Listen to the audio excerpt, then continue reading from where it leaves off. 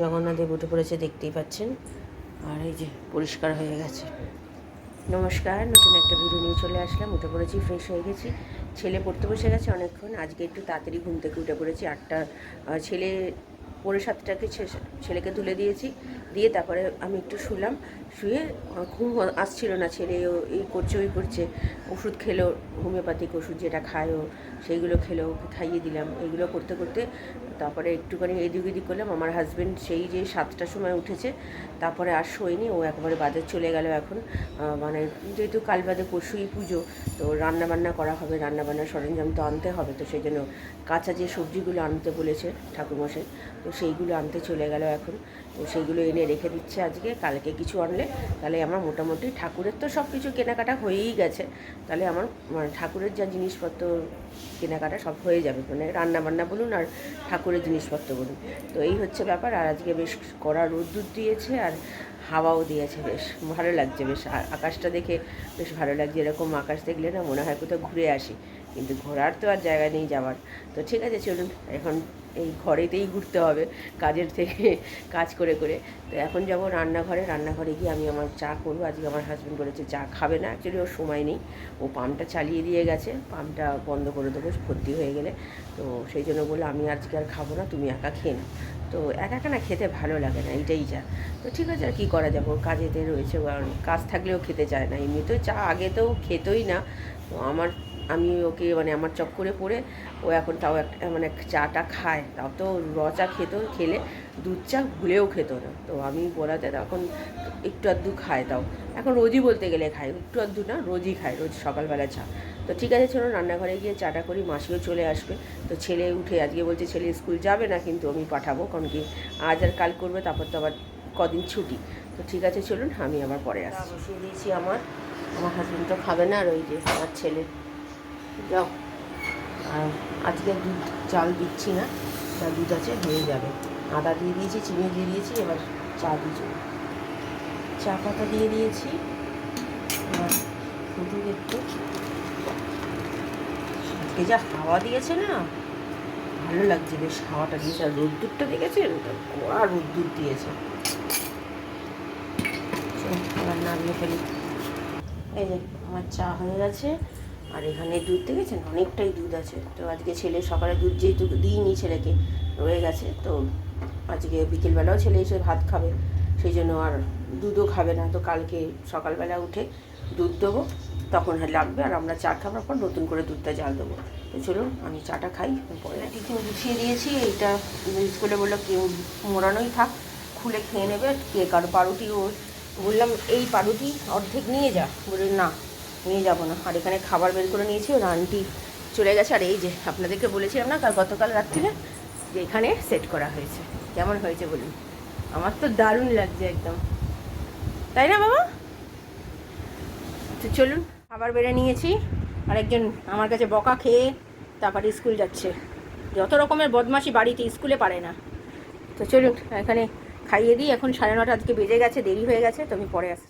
স্কুলের জন্য বেরিয়ে যাচ্ছে, আর এদিকে মাসি মোছামুছি করছে, দেখতেই পাচ্ছেন। আর আজকে ওর কাকু তাড়াতাড়ি চলে এসছে, যখন খাচ্ছে তখনই ওর কাকু ফোন করেছে যে আমি আসছি, তৈরি থাকুন। আর তার জন্য তাড়াহুড়ো লেগে গেছে।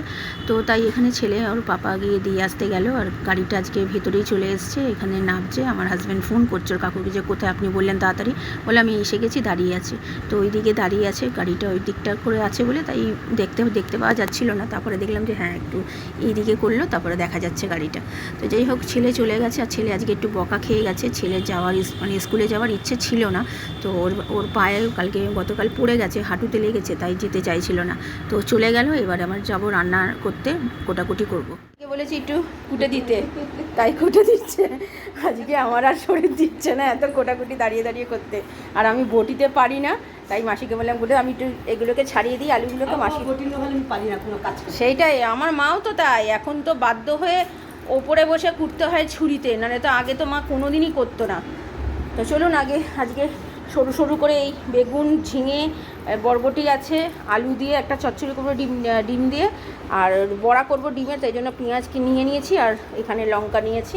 তো এগুলোই আজকে রান্না হবে। বড়ার তরকারিও হবে, তার জন্য আলুও আছে, আর একটা টমেটো, ব্যাস। আদা, হ্যাঁ মাছের ডিমের আদা বাটা দিয়ে করবো। তুমি তাই করো তো মাসি? হ্যাঁ আমরা তাই। হ্যাঁ হ্যাঁ হ্যাঁ ওই তো চলুন, এখন আর কিছু দেখানোর নেই, এখন সরাসরি কোটাকুটিটা করে নিয়ে রান্নায় হাত দিই। রান্নাঘরে চলে এসেছি, আর এখানে বেসন, পেঁয়াজ আর রসুন না আর লঙ্কা দিয়ে আর নুন, মিষ্টি, একটু হলুদ দিয়ে ভালো করে মেখে চেকে বড়াগুলো করে নিলাম। বড়া খাবো ভাজা, তার জন্য কটা রেখে বড়ার তরকারি যেমন বড়ার তরকারি করে আলু দিয়ে সেরকমই করেছি। আলু, টমেটো, গোটা জিরে ফোড়ন দিয়ে আর ছোটো এলাচ, দারচিনি ফোড়ন দিয়ে আলুগুলোকে ভেজে টমেটো দিয়ে আদা বাটা দিয়ে ভালো করে কষিয়ে নিয়ে হলুদ গুঁড়ো, লঙ্কার গুঁড়ো, জিরে গুঁড়ো, ধনে গুঁড়ো, নুন, মিষ্টি দিয়ে ভালো করে কষিয়ে জল দিয়ে নামিয়ে ফেলেছি। তারপরে চচ্চড়ি করবো, তাই জন্য চচ্চড়ি কোটাকুটি তো মানে দেখানোই হয়েছে, আজকে মাসি কেটে দিয়েছে। তো চচ্চড়ি আলু, বেগুন আর ঝিঙে দিয়েই করছি। বরবটি দেবো ভেবেছিলাম কিন্তু দিইনি। তো এইদিকে এটার মধ্যে আমাদের চচ্চড়ির মধ্যে তেল বসিয়ে দিয়েছি, আর এবারে ফোড়ন দিয়েছে হচ্ছে কালো জিরে দিয়ে, তারপরে কাঁচা লঙ্কা দিয়েই করছি। আর এখানে হলুদ গুঁড়ো আর জিরে গুঁড়ো আর নুন দিয়েই হবে, আর কোনো মশলা লাগে না। ভালো করে কষিয়ে ডিমটা দিলাম, ডিমটা দিয়ে ভালো করে ঢাকা দিয়ে ভেজে একদম ভাজা করে নামিয়ে ফেলেছি। খেতে কিন্তু অসাধারণ হয়েছে, দেখেছি কালারটা দেখুন দিয়েছি কেমন হয়েছে গো বড়াটা। আর এই হচ্ছে চচ্চড়ি, আর এই হচ্ছে ডিমের বড়া তরকারি। চচ্চড়িটা দেখো তো একটু খেয়ে কেমন হয়েছে, নুন ঠিক আছে। চলুন, ভাত বেড়ে নিয়েছি, এটা হচ্ছে আমার বড়া, মানে ভাজা দিয়ে খাবো। তারপরে এটা হচ্ছে মাছের ডিমের চচ্চড়ি, কালকের জন্য তুলে রেখেছি, এটা রাত্রিরের জন্য। আর এটা কালকে ছেলে স্কুলে যাবে, তার জন্য কালকে স্কুলে পাঠাবো না, যদিও এটা কালকে ভাতের সাথে আমরা খেয়ে নেবো। তো চলুন খাওয়া দাওয়া সেরে নিই, আমি পরে আসছি, আমার হাজব্যান্ড বেরিয়ে গেছে। ইভিনিং এখন 3:10 বাজে, খাওয়া দাওয়া কমপ্লিট হয়ে গেছে। খুব ভালো খেয়েছি দুপুরে, জানেন তো আমার পছন্দের খাবার ওই চচ্চড়ি আর ডিমের বড়া তরকারি খাইনি। আর আজকে সেদিনকে মার্কেটে গেছিলাম যে এর আগে, তো তখন কটা পর্দা কিনেছিলাম না, পর্দাটা লাগিয়েছি, দেখাই। এই যে পর্দাগুলো, এটা ক্রিম কালারের। আমি যখন দেখিয়েছিলাম ভিডিওতে তখন সাদা কালার দেখিয়েছিলাম, তো তখন ওটা সাদা কালারের দুটো ঘরের পাইনি, একটা ঘরে পেয়েছিলাম বলে তো তার জন্য নিয়ে এই কালারের দুটো ঘরেরই ছিল, আর একদম এরকম রেডিমেড তৈরি করা ছিল, তো তার জন্য এইটাই কিনেছি। তো কেমন হয়েছে জানাবেন। তো ঠিক আছে চলুন, এখন আমি একটু রেস্ট নিই, আমি আবার পরে আসবো। আমার ছেলে যখন আসবে, সকাল থেকে চলছে, 1 মিনিটের জন্য রেস্ট পাইনি। চলুন পরে আসে। এসে বেল বাজিয়ে যাচ্ছে, ফোনে কথা বলছি, ও বেল বাজিয়ে যাচ্ছে। এই যে কেমন হলো স্কুল, টিফিন খেয়েছো? আর এই যে পর্দাটার কথা বলছিলাম আপনাদের, এই পর্দাটা এই ঘরে লাগিয়েছি। তো চলো জামা প্যান্ট খোলো, আর কি ভালো হয়েছে স্কুল।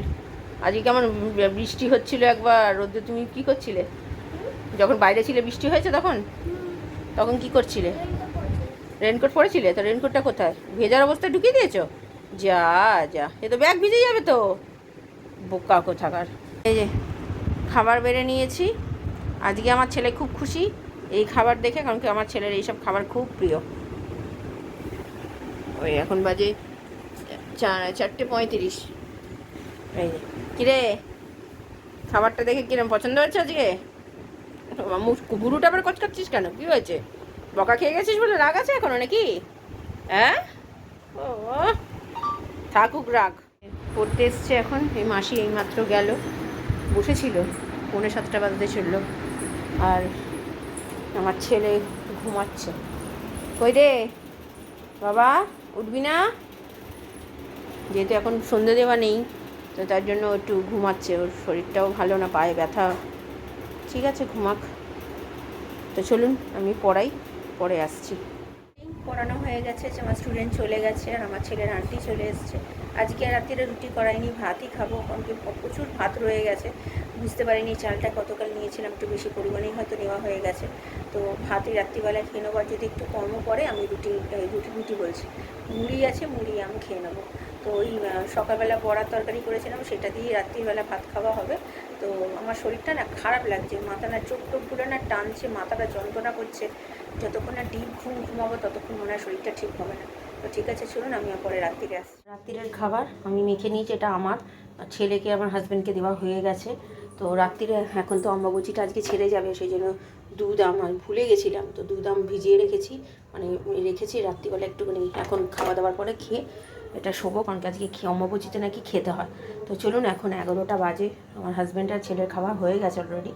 আমি খাইয়ে দিয়েছি ছেলেকে, আর আমার হাজব্যান্ড খাওয়া হয়ে গেছে, আম খাচ্ছে। তো আমি খেয়ে নিই, পরে খাওয়া দাওয়া তো হয়ে গেছে অনেকক্ষণ। এখন কটা বাজে জানেন? 1টা বাজে। বই দেখছিলাম সাউথ ইন্ডিয়ান, তো সেই জন্য বইটা খুব ভালো লাগছিলো। ঠাকুরের একটা বই, ঠাকুরের ঠিক বলবো না, মানে প্রপারলি ঠাকুর নয়, কিন্তু ঠাকুরকে নিয়েই বইটা, কৃষ্ণকে নিয়েই বইটা। তো খুব ভালো লাগছিলো বইটা দেখতে, তো তাই দেখছিলাম। তো মোটামুটি সব কাজ গোছানো হয়ে গেছে, জামা কাপড় ভেজানো তো অনেক হয়ে গেছে। আর কালকে ভীষণ মানে চাপের দিন একটা, কালকে পরশু দিনই পুজো। আর কালকে সবথেকে বড় আমার হাজব্যান্ডের যে ঠাকুরের মুখ খোলা হবে, মন্দির খোলা হবে, জগন্নাথ দেবের মুখও কালকে খোলা হচ্ছে। তো কালকে পুরো মন্দির পরিষ্কার হবে, তো কালকে প্রচুর কাজ। আর কালকে রান্নাবান্না বেশি চাপ রাখবো না, কালকে লাল শাক ভাজবো আর চচ্চড়ি রেখে দিয়েছি, সেই দিয়ে দুপুরে খেয়ে নেবো, রাত্রির জন্য একটা তরকারি করবো। ঠিক আছে, চলুন ভিডিওটা তাহলে আর বড় করছি না। ভালো লাগলে লাইক শেয়ার সাবস্ক্রাইব করবেন। কালকে নতুন একটা ভিডিও নিয়ে চলে আসবো। আপনারা ভালো থাকবেন, সুস্থ থাকবেন, নমস্কার। আর হ্যাঁ, কালকে ছেলের আন্টি আসবে, ছেলের আন্টিকে বলেছিলাম আসার কথা। প্রথমে বলেছিল আসবে না, কিন্তু আবার SMS করে পাঠিয়েছে 10টায় আসবে। তো চলুন কালকে দেখা।